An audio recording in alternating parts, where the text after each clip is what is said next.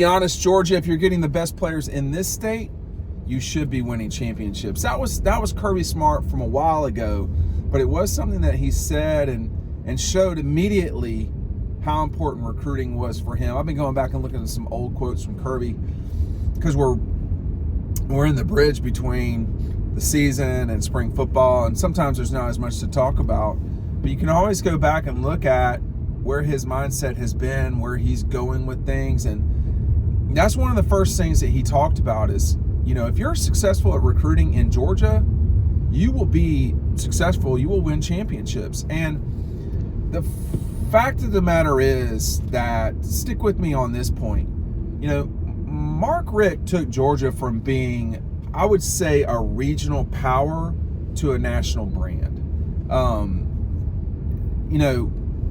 Georgia for a long time, college football for a long time was a regional, game. It was, I hate, if I'm Clemson, I hate South Carolina. And if I'm Georgia Tech, I can't stand Alabama and Georgia, It's become a national sport. It's become a national sport more because of the college football playoff than anything.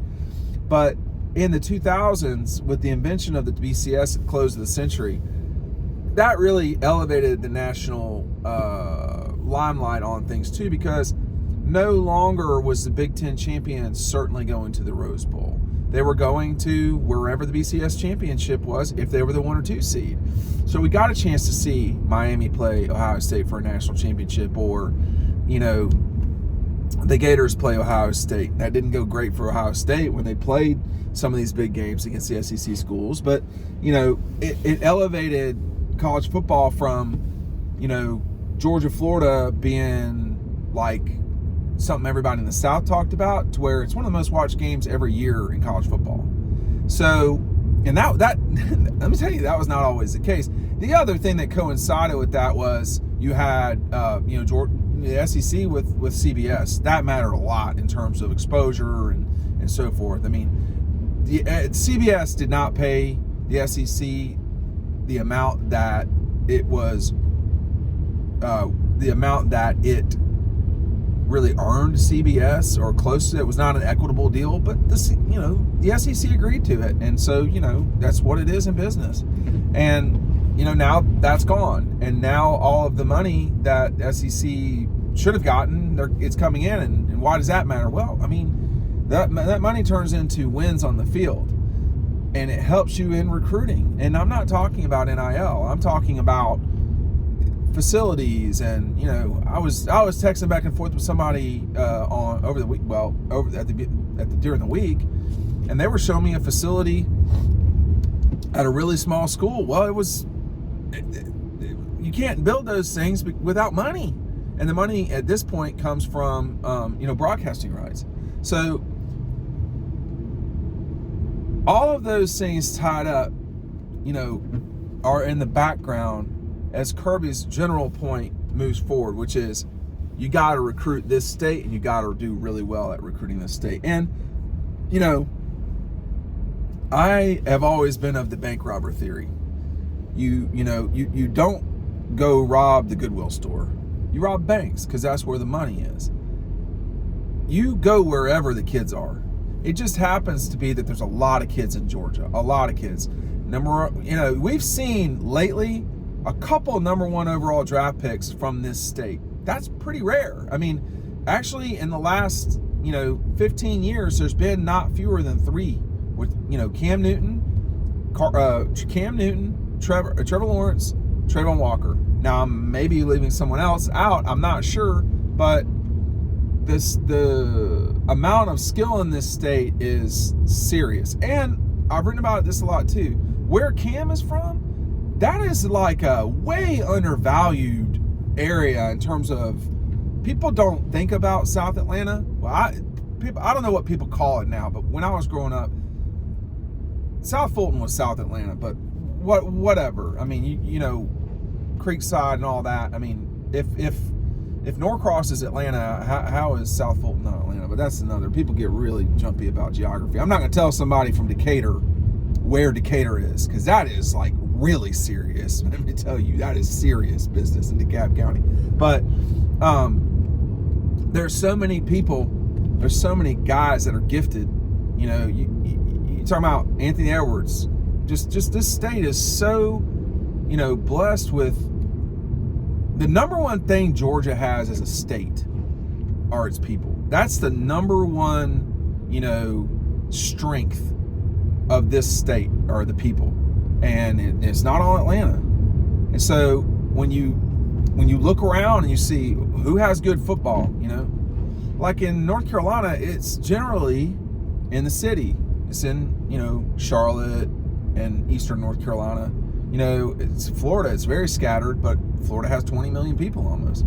You know, Georgia it's all in the south. It's all in the middle. And it's not so much in the mountains, but there's just so many guys. Are you winning national championships without the players from Georgia? Are you winning national championships? Georgia has never won a national championship. This is a legitimate statistic. It just popped in my head. Georgia has never won a national championship without a player from that team. Lately, in the last 50 years, Georgia's never won a national championship without a player from that team being from the state of Georgia and going to the Heisman ceremony. They just haven't. Those guys weren't from Atlanta, but they've never won the national championship in the last 50 years without guys from Georgia being the stars on those teams. Stetson, Herschel, I mean, it's just what it was, or it is, whatever you want to call it. You know, and when you look at everywhere across the board, there's a lot of non-Georgians, and it doesn't hurt my feelings about that. I don't care. But, you know, you got guys like Tate Ratledge. You know, this guy's going to be a 4-year starter. Got hurt the first year. He's going to be a 4-year starter at Georgia. Marius Mims, you know, another guy, Broderick Jones, all these big men, you know, Andrew Thomas, these are all Georgia native. They're from the state. They're not all from one spot. Some guys were private school guys, Andrew. Some guys were, you know, not public, private school. Broderick, you know, is a DeKalb County school kid. So there's no shortage of ways to do this. But I think in getting away from all of the little details of that, you know, Kirby's, there's two things he said in that quote that are really important. First of all, the phrase, you should be winning championships. That applies to any sport at Georgia that's not volleyball specifically. Everybody else, I mean, I don't feel sorry for you if you're not winning national championships. If you're men's and women's tennis, Georgia is loaded with tennis. Soccer, loaded with soccer players. Baseball, please. Football, obviously. Men's basketball, total failure as a sport at Georgia through the decades. I cannot tell you how many. Anthony Edwards is taking over the NBA. He's the best young player in the league. Hello. Nevertheless, everybody else that's come through, you know, they don't have to be NBA players. Juan Gaston, Matt Harpring, Sharif Abdul-Rahim. I mean, like, there's a million. William Avery. There's a zillion guys who have been, you know, superb at it. Really good at it. Jeff Shepard's from Georgia. He just went to Kentucky. Now his kid is probably the best young player at Kentucky. So, you know, when you think about, you know, swimming and diving, maybe not. You know, I don't know a lot about that. But they've won national championships. At Georgia, as a school, is a national power. They need to act like it. And, you know, they should be winning national championships at every sport, not just football. But I think his specific, you know, his specific quote there is really important. You know, this state is loaded up with kids, man. Like, there's just not a lot of other places that are like this. Florida has tremendous kids, no question. I will say that I think that Georgia athletically in high schools, they're run better. They're better than the schools in Florida in terms of the coaching that you're getting. A lot of kids wind up in Florida that are tennis, and we see with IMG, which is like the poster child of it. They wind up there because you can play year round. They're not necessarily from there, or like really nobody's from Florida. So that's like, there's very few native Floridians. You don't get to 20-ish million people by, you know, and you had, you know, 5 million in the 70s or something like that. You don't, that's because people are coming in for retirement or whatever, the weather, because they like hurricanes, I don't know, and toll roads. But, you know, Florida's got a lot. The University of Florida's just disheveled and not really well run on the athletic part side. And they have 3 major institutions there, unlike Georgia, where you really just have one.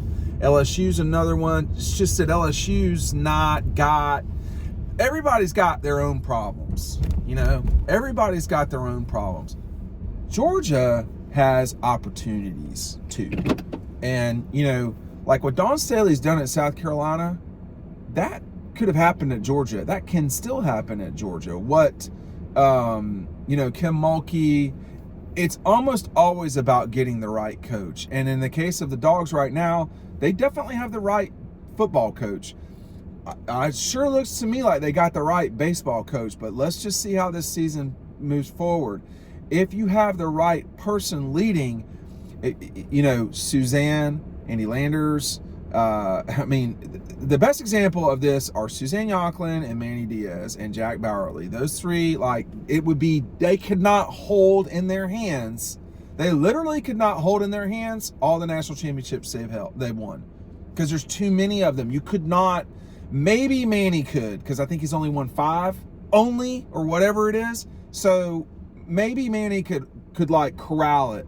If you're watching this, take it from me, man. Try to get them all, but I've seen the photos and I've watched enough tennis at Georgia to know, hey man, they ball out, and they do that because of the coach. That Georgia's had success in football because of the coach.